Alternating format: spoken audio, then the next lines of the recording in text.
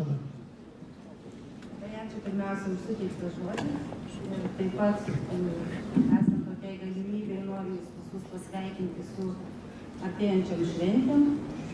Padėkoti asociacijai už tikrai ilgalaikį ir tankų bendradarbiavimą ir pirmiausia gerbiamo Algio asmenyje, nes tikrai gauname daug labai konstruktyvių ir vertingų pasiūlymų, kaip mums tai programoje geriau sudalyvauti ir geresnių rezultatų pasiekti.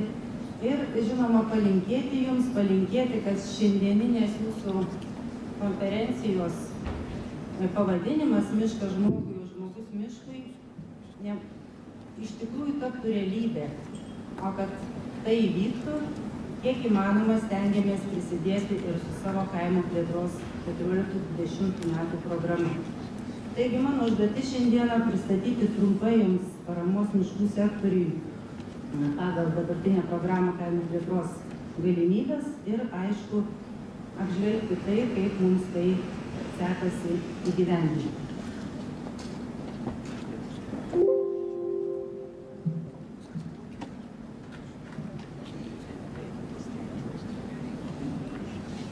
Taigi, 14-20 metų programos uždaviniai ir pagrindiniai tikslai yra tie patys, kaip ir buvo ankstesnėme programinėme laikotarpyje. Tai jie susiveda į konkurencingumo didinimą, į tausojantį gamtos išteklių valdymą ir, aišku, į siekti subalansuotos teritorinės kaimo plėtros. Tačiau skirtumas šitame programinėme laikotarpyje yra tas, kad yra išskirti 6 kaimo plėtros prioritetai ir programa nėra sukoncentruota į konkrečių priemonių paskirstimą lėšų konkrečioms priemonėms. Mes turime siekti konkrečių nustatytų kaimo plėtros prioritetų įgyvendinimo. Jeigu taip, kaip sakant, labai neišsiplečiant į tuos prioritetus, jūs juos matote, tai noriu pažymėti, kad miškų sektoriaus priemonės vis tik tai prisideda prie beveik visų šitų labai svarbių kaimo plėtrai prioritetų įgyvendinimo. Tačiau nors prioritetai ir gražūs tikslai taip pat, deja, mūsų programos įgyvendinimui šitame laikotarpyje yra skirta mažiau lėšų ir lyginant su praėjusiu laikotarpiu tos lėšos sumažėjo 14%.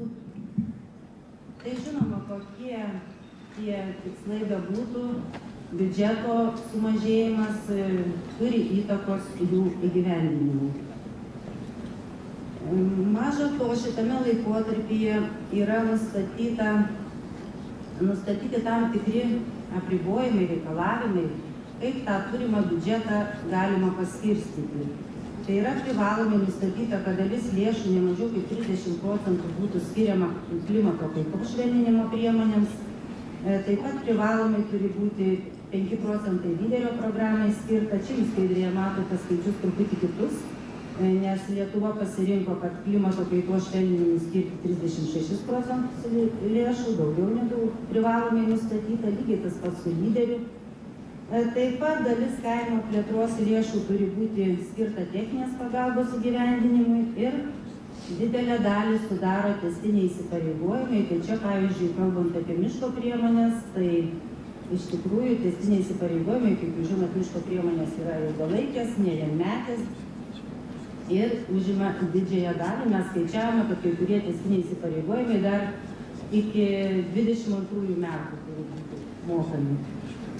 Taip pat naujovė yra ta, kad yra numatytas veiklos rezervas 6%. Ką tai reiškia? Tai reiškia, kad šita dalis lėšų kaimo plėtros programai bus suteikta tik tai tuo atveju, jeigu mes pasieksime numatytus veiklos rezultatus pagal anksčiau mano minėtus prioritetus iki 2018 metų.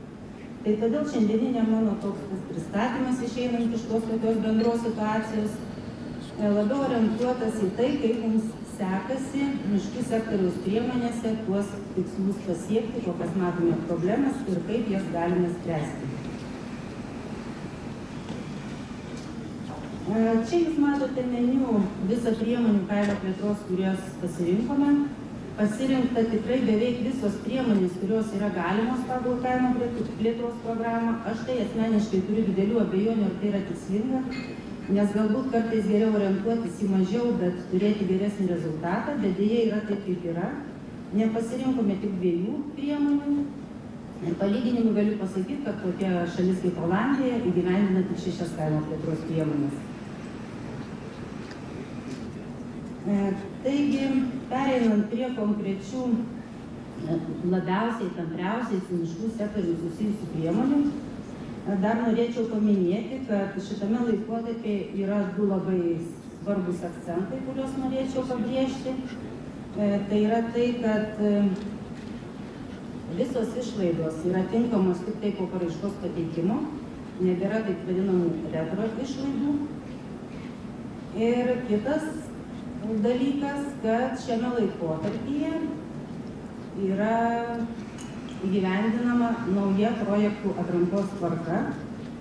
Tai yra projektai reitinguojami pagal atrankos balus. Ir yra nustatytas privalomas pereinamasis balas. Ir jeigu susidaro situacija, kad paraiškų pateikiama daugiau negu yra lėšų tam kvietimui skirta, tai atrenkami daugiausia balų, tai yra geriausiai projektai.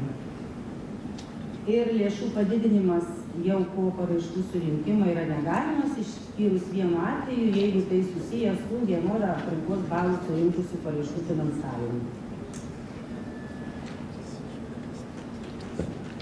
Taigi viena iš miškų sektoriaus tokių priemonių, kuri buvo 7-13 metais, tai yra miškų infrastruktūros gerinimas.